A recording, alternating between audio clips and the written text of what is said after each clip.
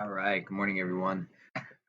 So, after everyone's introduction the other day, I wanted to try and answer a few of the common questions or common things you guys had said along the way. And one of them was just like, what is chemistry in general? So, first of all, chemistry in general is just the study of atoms, really atoms in general, the structure and behavior of atoms.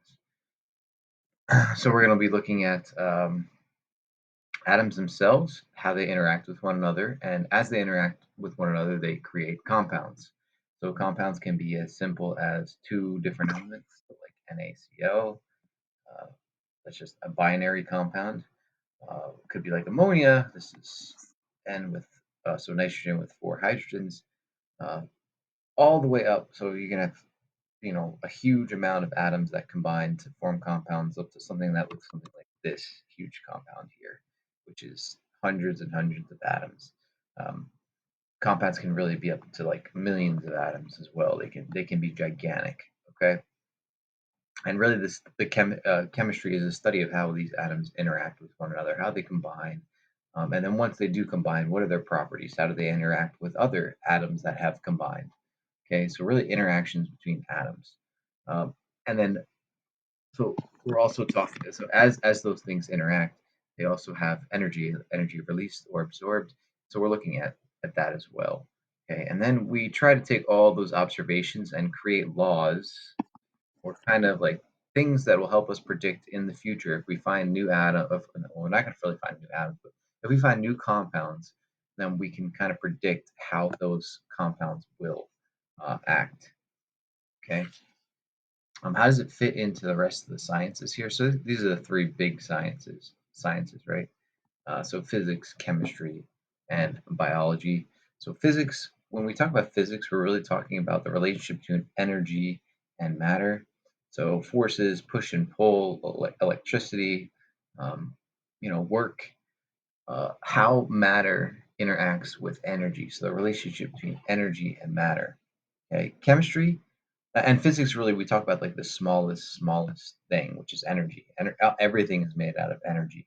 And then we get a little bit bigger and we talk about in chemistry we talk about atoms. So atoms are like the smallest building blocks of matter. So we're looking at matter at an atomic level. How does matter interact with other matter, right? And then if we go even further, we go to biology. Biology is like medium and large.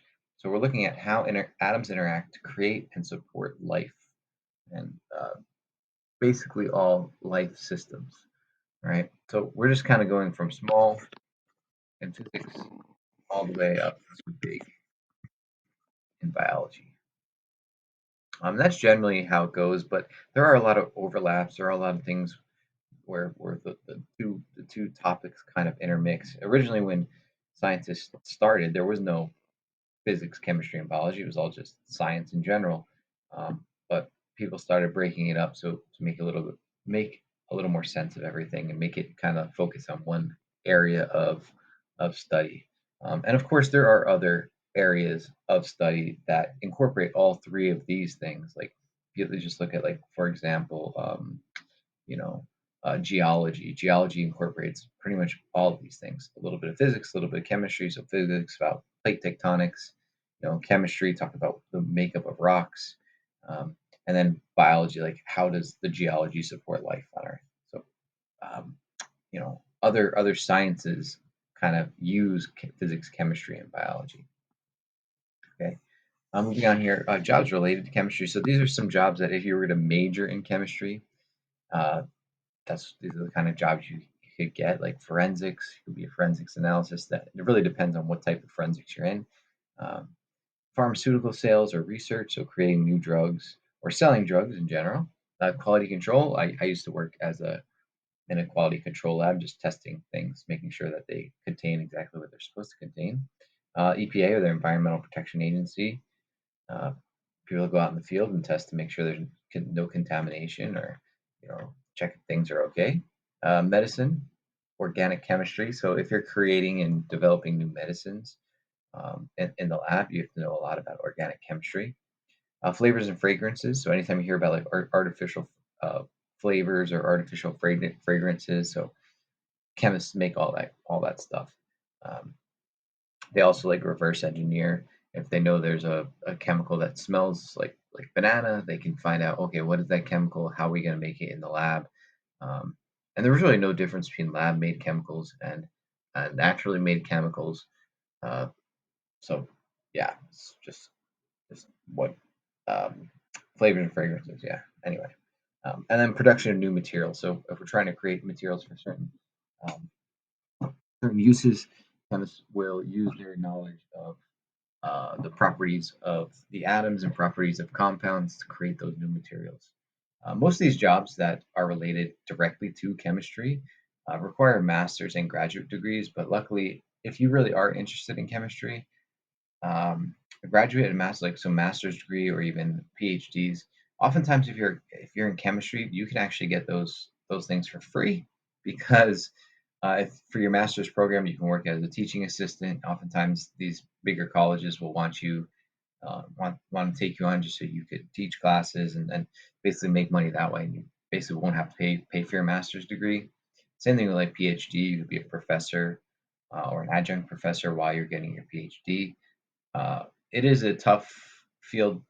It is a tough field, so not a lot of people get into it. So there's not a lot of demand. There's not a lot of supply for it, but there's a lot of demand for it. So not a lot of supply, but a lot of demand. Um, so they're going to try and become like get a master's in chemistry or a PhD in chemistry.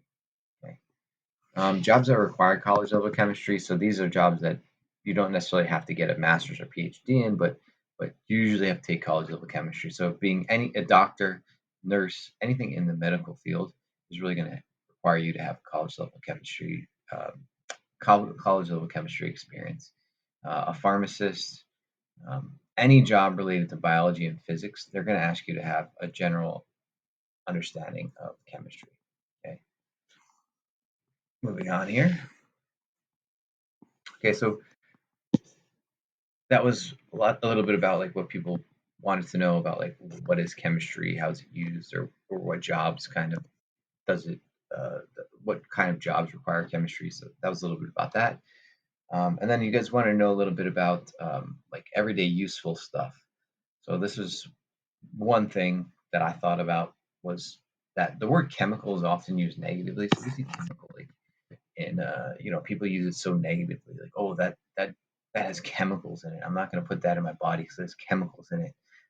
But in reality, this chemical, this dirty word that people made chemical a dirty word, but really everything is a chemical. Every type of matter is a chemical. That's just that's a general term for compounds. It's a chemical, right? Compounds, atoms are all chemicals.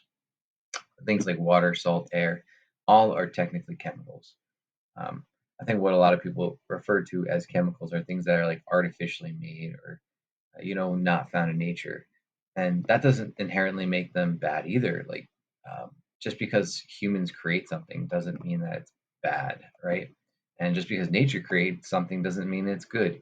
Cyanide, arsenic, those are things that are created in nature and they can kill you. So um, you know, sulfuric acid, you know, you know, those are found in like hot springs and stuff, and there's lots of bad stuff found in nature. So something being um, man-made doesn't make it bad, and something being natural doesn't make it good.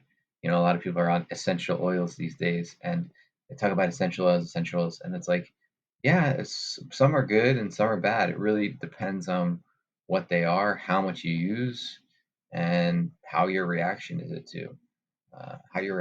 it is. So, you really gotta keep yourself informed and try and um, understand things. Don't just take, oh, because it's a chemical, it's bad.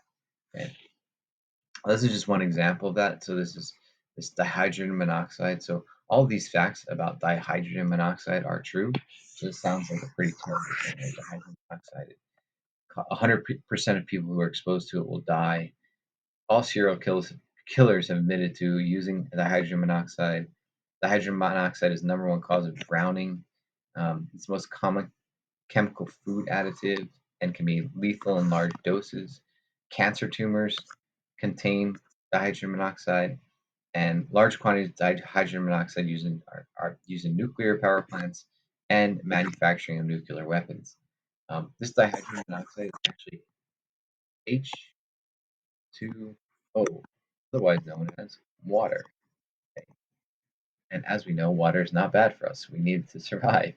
But the way we phrase it and the way we talk about it here makes it seem very, very toxic and horrible, right? And really, it's not so much the substance itself, it's really the dosage of the substance. Pretty much every substance, every chemical has a dosage that's not good for us. Like even water, if you drink too much water, it can dilute all of your salt in your body, and you can have you can have issues with the salt in your body, and you can wind up in the hospital. I know I had a friend on Facebook that this happened to. He was a construction worker and was working every day in the heat and drinking a lot of water, and then he had to go to the hospital because he basically was flushing his body out with water and not taking in enough salt. I totally forget what the disease is called, but it's something with it's hypo something. I can't remember what it was. But yeah, so this was this idea of dihydrogen monoxide. So this is actually the chemical name. We're actually going to have we're going to learn how to name these things like this chemical name for water. And if we use a chemical name for water, often people don't know what the heck they're talking about. So you might hear this and think, "Oh, it's terrible. I'm never going to touch dihydrogen monoxide," but you do every day. So just be aware of that. Okay, and that gets us to this. So this is one of my favorite quotes from when I first started teaching chemistry, actually. So our goal is to ensure that our citizens know enough about science so that they can tell the difference between sense and nonsense, science and pseudoscience. They can distinguish between possible from the impossible, probable from the improbable, so they can understand both the powers and the limits of science and technology, so that they are not at the mercy of experts or worse, charlatans posing as experts, so they can be participants, not victims, in our increasingly an irreversible technological society. Okay, so um, you know, science and pseudoscience. Science is very specific in how, it's a very specific process of trial and error, and taking a lot of different things into account. We'll talk about independent variable, dependent variable, constants, controls, um, you know, a lot of different things in science that you need to be aware of when you're conducting scientific studies, as opposed to pseudoscience. People ignore controls, they ignore constants, um, they they just kind of go a lot of times anecdotally, which means like just one situation where something occurs, um, and they don't take all the variables into account. So there's a big difference between science and pseudoscience. We have to understand what's possible with science, what's impossible. Not everything is possible, so you have to understand. Like I know one of the the other quotes that I really like. I don't know exactly, but I know once you become a scientist, all movies and entertainment becomes kind of ridiculous because you start to understand what's possible and what's impossible in the real world, right? And what's probable, what's improbable in the real world. Okay, so um, there's that.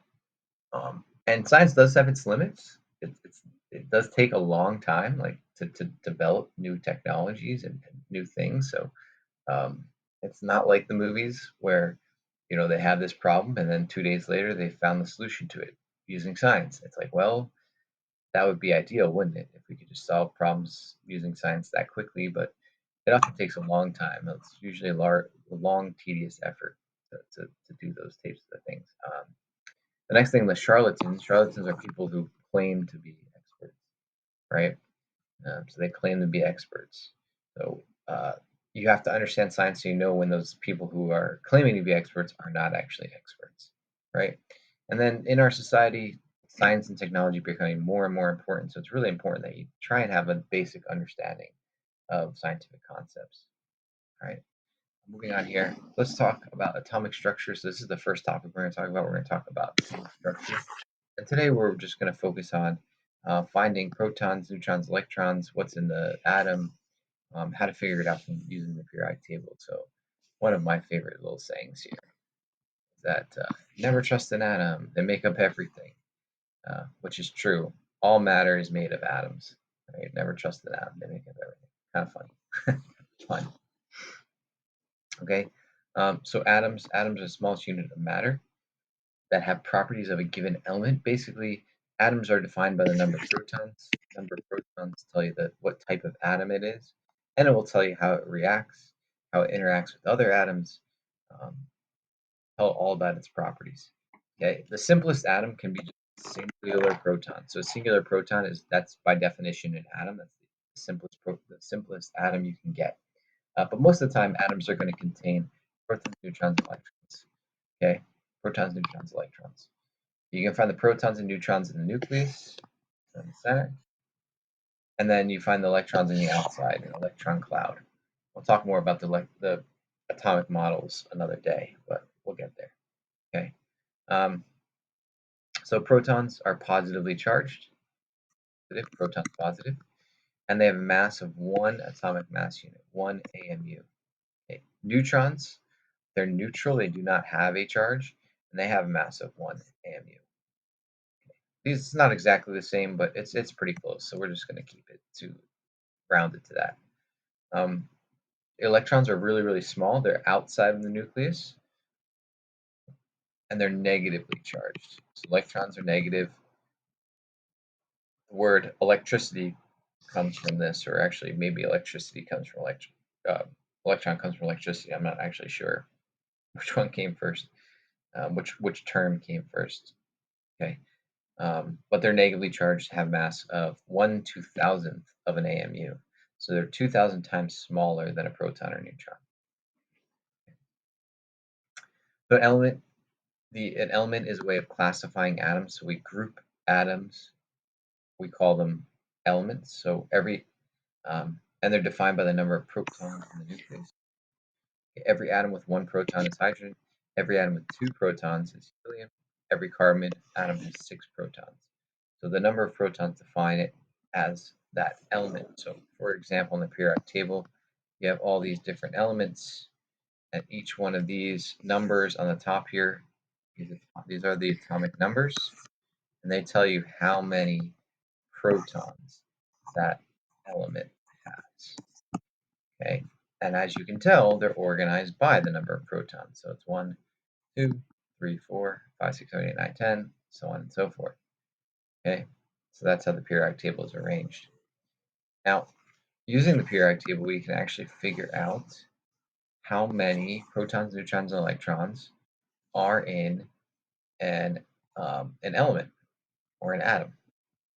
Okay, so if we look at this is a block from the periodic table right here. Okay, the top number here is the atomic number. That's the number of protons. And in a neutral atom, that will equal the number of electrons. We'll talk about when it's not neutral later. So if it's neutral, it doesn't have a charge. The protons will equal electrons. Think about it. It's positive protons, negative electrons. They cancel each other out. Okay, they cancel each other out. So they have to be equal if the overall charge is neutral. Okay. This number down here, oftentimes you'll see it as actually a decimal. So I think germanium is something like 75, something. This would make up numbers, I don't know, 75.137, I don't know. This is not the mass number. This is actually something called the atomic mass. And we're going to talk about this another day. We're not going to think about that today. We're not going to think about the atomic mass today. We're just going to focus on the mass number. And the mass number is simply the protons plus the neutrons. Because remember, protons are 1 AMU, neutrons are 1 AMU, electrons are 1/2000. So really the only thing that makes up the mass is the protons and neutrons. Neutrons don't really make up much of the mass. Okay, so the mass is only consistent of the protons and neutrons. Okay, so we want to find all the number of protons, neutrons, electrons. We can do it using the atomic number, mass number. Protons is the atomic number, always, always, always. electrons equal the number of protons again in a neutral atom, but not in ions. We'll talk about ions later. And then neutrons, we found the number of neutrons if we take the mass number and subtract the atomic number, or really that's the number of protons, same thing. Then we'll get the number of neutrons, because mass is protons plus neutrons. If we subtract protons, we're left with neutrons. Okay. Okay, so I have some practice here for you. Give these a shot. I posted the, well, I'll do the answers right now. Why not? So sodium. So sodium, this little number right there, this is the mass number.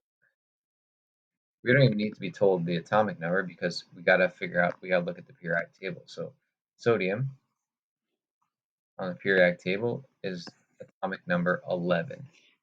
That's really what we need to know here. Atomic number 11. That means the number of protons is 11, and we know it's neutral, so the number of electrons is 11. Okay. The mass number is this number here, 23. And then the number of neutrons will be 23 minus 11, which is 12. Easy peasy. So it's the mass number minus the atomic number.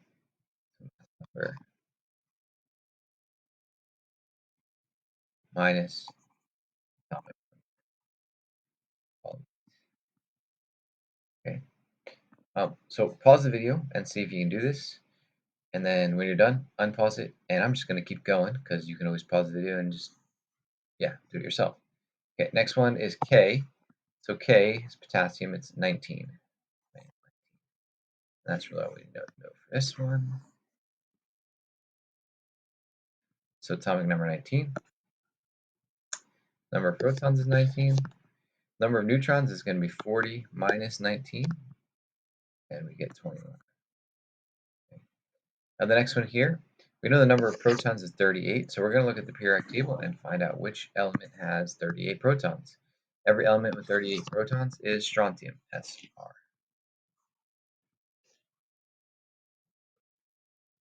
So this is Sr. Atomic number 38. The mass number. So the mass number is the neutrons plus the protons. So neutrons is 52, protons is 38, so we get 90. We add those two together, we get 90. Okay. Fluorine, let's look at the periodic table here. Fluorine is 9, atomic number 9. Okay. That means it has 9 protons, neutral atom, 9 electrons. Okay. It has 10 neutrons, so we got to add 10 plus 9 is 9. Okay, next one, atomic number 20. Atomic number 20 is calcium, Ca. Number of protons is 20, electrons is 20. The neutrons, we got to take that mass number, 41, subtract 20, we get 21. Okay. Then last one here, number 50. So we're looking at 50, and that's tin, Sn. So atomic number 50 is Sn, tin. So that's 50 protons, 50 electrons.